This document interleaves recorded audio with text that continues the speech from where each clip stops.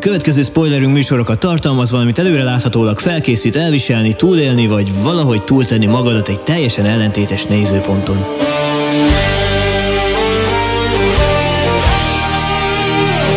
Tudjátok, mi a mozikultúra halála? Amikor az emberek bemennek a moziba üres fejjel, és kijönnek üres fejjel. Hazamennek, ledöglenek a gép elé, benyitják mind a 6 legolvasottabb kritika oldalt, és kiválasztják azt a sablont, ami attól a pillanattól kezdve az ő véleményük lesz. Gyakorlatilag más emberek gondolatait kölcsönözve harcba szállnak egy film ellen vagy mellett, mert konkrétan ahhoz is piszoklusták, hogy nyitott szemmel és elmével saját véleményt alkossanak valamiről. Engem nem érdekel az IGN kritika, nem érdekel a PC Guru kritika, sem a GameStar véleménye. Ha téged kérdezlek, kedves nézőm, azt akarom, a saját érveiddel írd le, mi tetszett és mi nem tetszett ebben a filmben. Vitázzál velem nyugodtan, a saját gondolataiddal. Bölcsességed zálog arra, hogy kölcsönös előnyös megállapodást köthessünk. Pavlov was initially interested in digestion and the action of the salivary glands. Mielőtt elkezdjük, kicsit beszéljünk a kondicionálásról. Arról a feltételes reflexről, amit a Star Wars univerzum kialakított benned és bennem, és hogy miként is használja fel ezt ellenünk. Amikor Pavlov kutyája ételt kapott, bekapcsolták neki a lámpát. Összekötötték a fényjelzést egy remek dologgal az elméjében, a kajával. Ettől fogva minden fényjelzésnél megindult a nyáltermelése, még akkor is, ha nem kapott ételt. A Csillagok háborúja hosszú évtizedeken keresztül kapcsolta össze a saját fényjelzéseit, a főcím sárga feliratát, a zenéjét, a visszatérő motivumokat a beúszó űrhajóval és meg annyi jellegzetességét, melyek után mindig tudtuk, valami igazán különleges érkezik. Ám gondolkodjunk józanul, attól, hogy a Disney és a mostani Lucasfilm még mindig ugyanazt a fényjelzést használja, ugyanarra a feltételes reflexre játszik, amit a régi filmek alakítottak ki bennünk, de hiába indul meg a nyáltermelés, ha nem jár étel. Első kérdésem tehát felétek. Írhatsz-e olyan történetet, amelyet azzal nyitsz, hogy a főhős teljes mértékben megalázza a legfőbb ellenfeleit? Nem. Nos, a Last Jedi kezdő képsoraiban Poe Dameron röhögve cickánykodja körbe az első rend teljes flottáját, megalázza annak legfőbb parancsnokát, miközben szórakozottan megszégyenít egy teljes TIE Fighter rajt. Katasztrofális nyitás. Én, mint néző, hogy fogok aggódni bárkiért is az elkövetkezendő 2,5 órában, ha tudom, hogy az új rend inkompetens barmok gyülekezete, akik képtelenek elbánni egyetlen hajóval, és bedőlnek egy 1000 éves trükknek. Hogy vegyem komolyan az új birodalmat, ha a főhős sem teszi? A birodalmai miatt nem bukikra vadásznak. Még a mesékben is tudják az írók, hogy a bevezetésben a gonosz erőknek a hatalom, a cselekvő képesség illúzióját kell kelteniük, hiszen csak így tűnhet küzdelemnek a küzdelem. Frodo és Samu a megyében nem öltögetheti a nyelvét röhögve a nazgulokra. Harry Potter nem varázsolhat szamárfület Voldemortnak a bölcsek köve kezdő képsoraiban. Tehát 5 perc és már elvesztett a film, mert meggyőzött, hogy ne vegyen komolyan az antagonistáit. Sőt, ami minimális érdeme van az első rendnek, igazából azt is csupán a hőseink hülyeségének köszönhetik. Igaz, Poe? Véleményem egyébként nagyban támaszkodik egy másik videómmal lefektetett 10 pontra, amely alapján könnyebb megérteni az álláspontomat. Létezik a setting és létezik a sztori. Ezt le kell, hogy tisztázzuk, mi miért is fontos. A setting magában foglal mindent, amivel feltöltöd a világodat, a kultúrát, a díszleteket, a bolygókat, népeket, űrhajókat, gyakorlatilag az egész körítést. A Csillagok háborúja rendelkezik az egyik legmonumentálisabb, legkreatívabb settinggel, amit valaha felépítettek. De, és itt jön a de, minden írónak tudnia kell, hogy a setting jóval alsóbb rendű, mint a történet. Tehát elmesélhetsz egy hihetetlenül fordulatos és működőképes sztorit úgy is, ha az egész film egyetlen üres szobában játszódik, vagy egy telefonfülkében, vagy egy koporsóban, vagy az emberek fejében. Mert a setting másodlagos. De nem készíthetsz jó filmet úgy, hogy tiéd a legjobb setting, de nem vagy képes ebben a jól felépített világban elmesélni semmi érdekeset. Értitek a lényegét? Tolkien hiába építette volna 30 évi középfölde világát népekkel, nyelvekkel, évezredes kronológiával, ha a végén a Gyűrűk ura arról szólna, hogy 3 goblin ül a bányában és sütik a húst. Az utolsó Jediben is vannak X-szárnyúak, van Millennium Falcon, van Leia, Luke és fénykardok. De miről szól a sztori? Az első rend teljes flottája küszködik, kínlódik 1,5 órán keresztül, hogy lelőjön egyetlen köztársasági hajót. Kedves Snoke, anyukám azt kérdezi, hogy ha a sokkal hatalmasabb és fejlettebb zászlós hajóddal nem tudsz elkapni egyetlen hajót, akkor eddig hogyan háborúztál teljes flották ellen?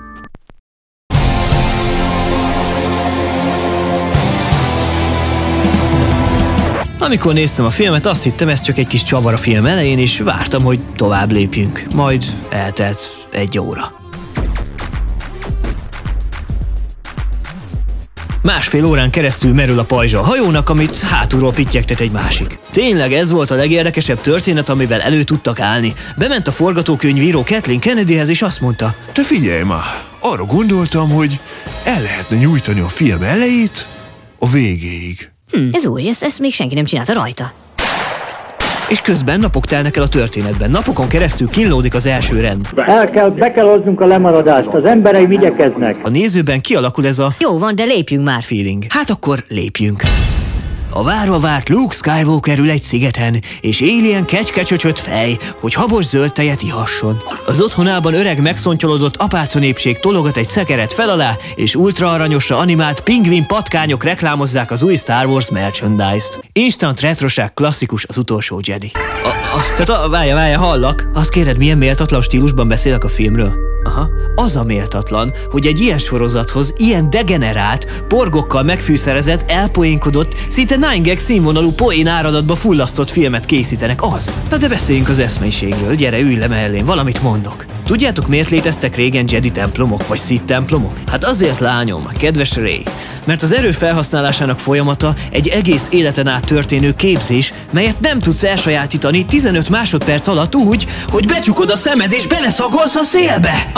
Nem, Rey. Az univerzum nem súgja a füledbe hirtelen, hogy mostantól bekapcsoltunk téged is a hálózatba. Légy a rúterünk, menj és hajgálj sziklákat. Ez a Fahrenheit 451, amikor Luke elégeti az összes könyvet a múltból. Tökéletesen reprezentálja, mi is történik a szériával. Kigyomlál minden eszmeiséget, minden mélyebb gondolatmenetet, eltöröl mindent, ami valaha is komplexitást adott ennek az univerzumnak. Tehát mit gondolsz? Miért neveltek Jediket 4 éves koruktól fogva? Miért rabolták el a Sithek a fiatalokat? Miért léteztek különféle ideológiák az erőhasználó körein belül is? Mert 1000-féle módon lehet alkalmazni az erőt, mely egy hosszas tanulási folyamat. De ide jutottunk. Valaki a füledbe súgja, hogy az erő mindenre tapad. Érzed? Szagolj a szélbe, és légy Jedi Tutorial 2017. És a sötét oldal? A sötét oldal jelenleg abból áll, hogy Snoke 2 másodpercenként a sötétségről beszél. Ilyen dialógusok alkotják a szövegkönyvet, hogy A sötétség és a fény. A fény nélkül nincs sötétség, teljesíts be a sorsod, vár rád a sötétség. Gyerekek. Na ez már hókuszpokszájából is kínos lenne. Egy főgonosz nem attól lesz sötét, hogy az a kedvenc szava. De ha már itt tartunk, akkor a karakterek. Az utolsó Jedi főhősei olyan karakterek, akik magasról tesznek bajtársaik életére, és a legtöbb problémát ők maguk okozzák. Poe Dameron konkrétan miután beáldozza a köztársaság haderejének a felét, egy minimális részvét nyilvánításra sem képes. De alapvetően az egész filmre jellemző, hogy a köztársaság tagjai 13 másodperc alatt lépnek túl bárkinek a halálán, akik évtizedek óta együtt küzdöttek velük. Mérhetetlenül súlytalan érzelmi reakciók vonulata az egész. Állítom nektek, a legtöbb érzelmet még így is Kylo Ren szállítja, aki legalább kötődik valamihez, és a vívódásra legalább mutat valamit az emberi lélek működéséből. Konkrétan azzal a karakterrel könnyebb azonosulni, mint a világos oldal bohócaival, akik halomra öletik a saját népüket. Finn és Rose. Volt rá egy remek szavam, várjál? Kuka. Úgy értem, Finnék már annyira unták a belassult főszálat, hogy gyakorlatilag elmentek kaszinózni. És abban a pillanatban, mintha az eddigieknél is jobban kitéptek volna engem a Star Wars univerzumából. Az egész petás, teljesen indokolatlan állatmentő akció, mintha egy kötelező Disney modul lett volna, ami nélkül nem készülhetett el a film. A cselekményhez az égvilágon semmit nem ad hozzá, mert őszintén a bajban lévő köztársaság hajójáról belecsöppenünk egy kaszinóba, ahol hirtelen kutyafejű lovak szabadulásáért kellene aggódnom. What? Hát barátom, én nagy állatbarát vagyok, de bevallom őszintén, piszok hidegen hagyott a 2 perc alatt bemutatott rabszolga kecskenép sorsa. Honnan jött az úgy oda? Nem tűnik fel, hogy a film sablon modulokból épül fel 7 évesek számára. 8 perc állatmentés, 4 perc BB-8 poénkodás, és mindeközben pedig fogalmam nincs, hogy ki ez az ázsiai kislány. Úgy értem, a film felénél esett le, hogy ez egy főszereplő akar lenni. Ha ollóval körbevágod a filmszalagból Finn és Rose összes jeleneteit és kiemeled a filmből, konkrétan semmit nem veszítünk. Pont útba esik egy random bolygó, ahol pont találnak egy random embert, akinek véletlenül pont van egy random kódja, amivel meg lehet szivatni az első rendet.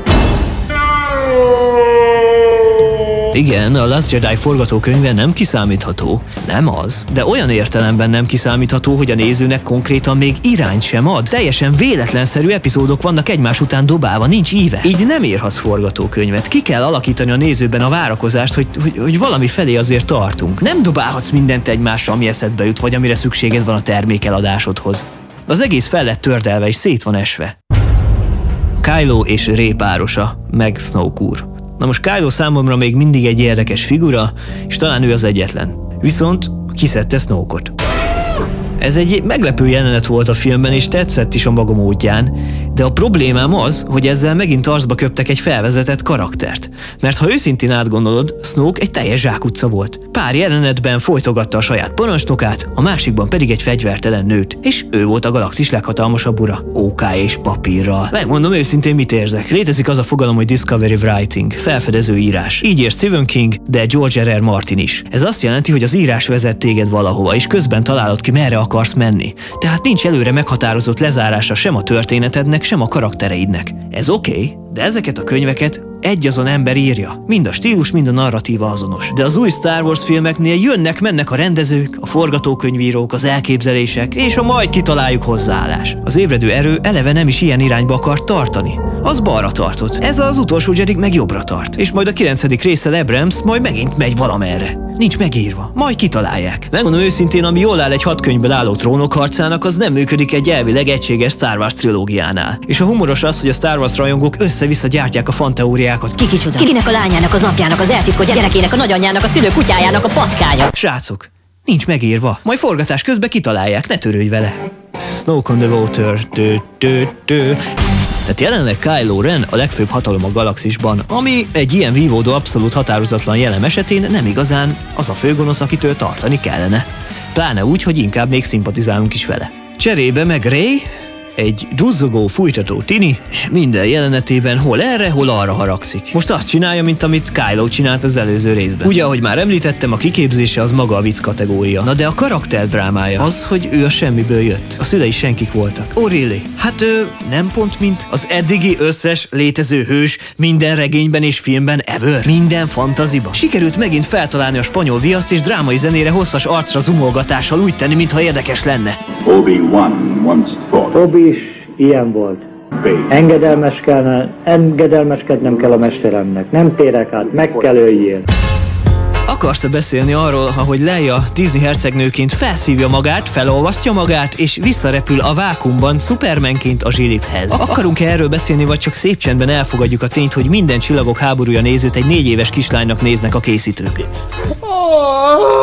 De jön a még nagyobb pofon. Nope.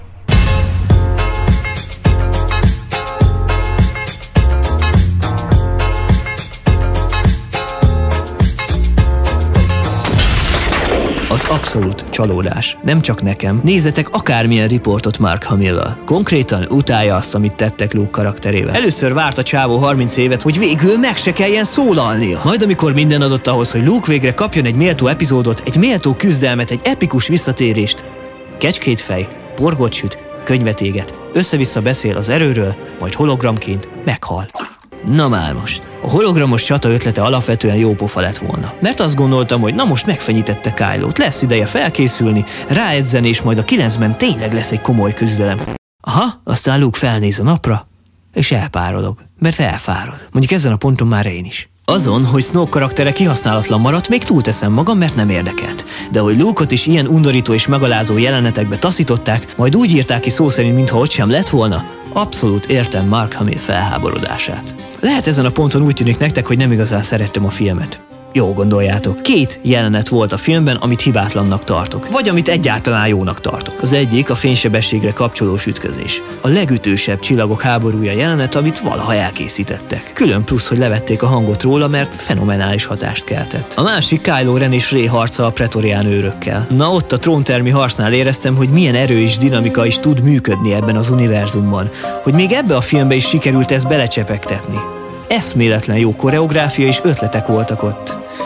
Mind a 3 percben. A 2,5 órából. De még nem is beszéltünk az utolsó csatáról. Mert még nem mertem. Azért. Mert a Csillagok háborúja oda jutott, 6 darab lépegető áll szemben 8 darab katonával. Sosem volt ennél vérszegényebb ez az univerzum. Mind élőlények, mind helyszínek, mind pedig csaták terén. Megint megkaptuk a végtelen semmit, egy sósivatagot, de még az is felrobban. Ja, a halálcsillag halálcsillag. A halálcsillagot azért nem tudtuk teljesen kihagyni innen sem. Ott van, a pici lézerágyúja. Becsümpölődik a képbe. Ott van. De szép macska vagy, Sanyi. Hiába néznek ki jól az új Altairian Megacaliber 6 lépegetők, lyukat lőttek velük az üres sivatagba. De amúgy azon a bolygón aztán mindkét oldal remekelt a stratégiában. Repüljünk rá a lépegetőkre úgy, hogy vörös csíkot húzunk a hófehér sivatagban, ide lőjetek felirattal. És mielőtt elérnénk a célt, forduljunk vissza. 2017-ben a Csillagok háborúja eljutott arra a pontra, hogy a függetlenség napjának ikonikus jelenetét klónozta le.